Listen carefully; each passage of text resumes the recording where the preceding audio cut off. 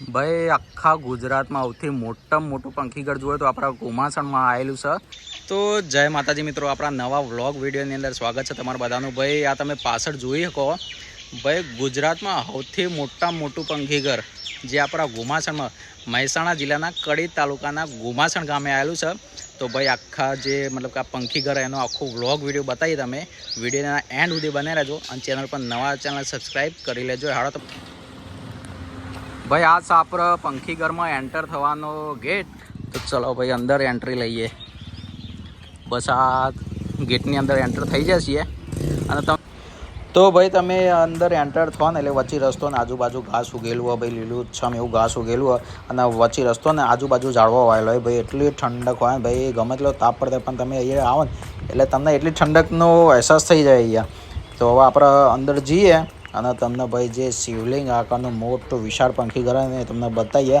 આ એનો છે મેન ગેટમાં અહીંયા સીડીઓ મેન ગેટથી અહીંયાથી તમે અંદર એન્ટ્રી તો નહીં જ, ખાલી પક્ષીઓના દાણા નાખવા માટે અંદર તમે જઈ શકો, પણ બાકી એન્ટ્રી તો નહીં જ અંદર. તો તમને એ બતાવી જુઓ મોટું વિશાળ પંખીઘર અને એની આગળ જ તમને અહીંયા પાણીના કુંડ જોવા મળી જશે. ભાઈ પક્ષીઓ જે આવીને એ પાણી પીવા માટે આવી, દાણા ચલવા માટે આવી.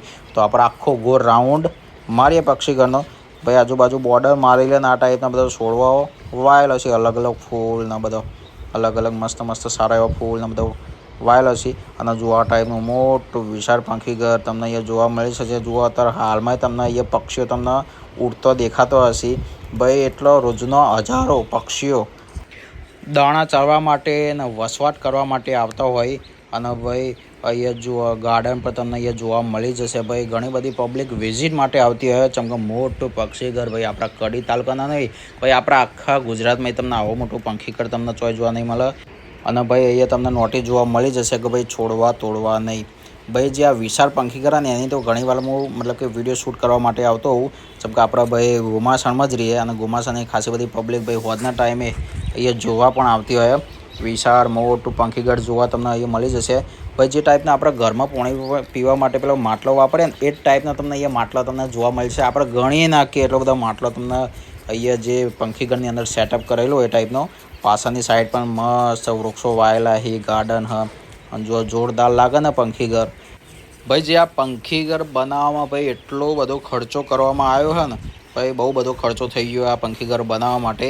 અને ભાઈ જે પંખીઓના ભાઈ ચણવા માટે જે ભાઈ અહીંયા દાણા ભાઈ વપરાય ને રોજના 15થી 20 કિલો દાણા અહીંયા વપરાય છે પંખીઓના ચણવા માટે. અને ચોયથી બધા પંખીઓ આવતા હોય ચણવા માટે સ્પેશિયલ. ભાઈ ઘણી બધા તમે ગામમાં પંખીઘર જોયા છે પણ પેલા ટાવર ટાઈપના આવે ને એ ટાઈપના, પણ આવડું મોટું પંખીઘર આપણા ગુજરાતમાં સૌથી મોટામાં મોટું પંખીઘર એ આપણા ઘુમાસણ ગામમાં આવેલું હોય શિવલિંગ આકારનું.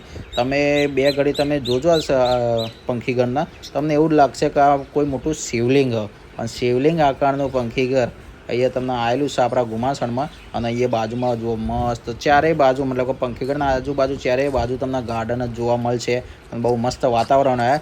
વિડીયો સારો લાગે વિડીયોને લાઈક કમેન્ટ શેર કરજો અને આવા બીજા વિડીયો જોવા માટે મહિપાલ વ્લોગને ફોલો કરતા રહેજો.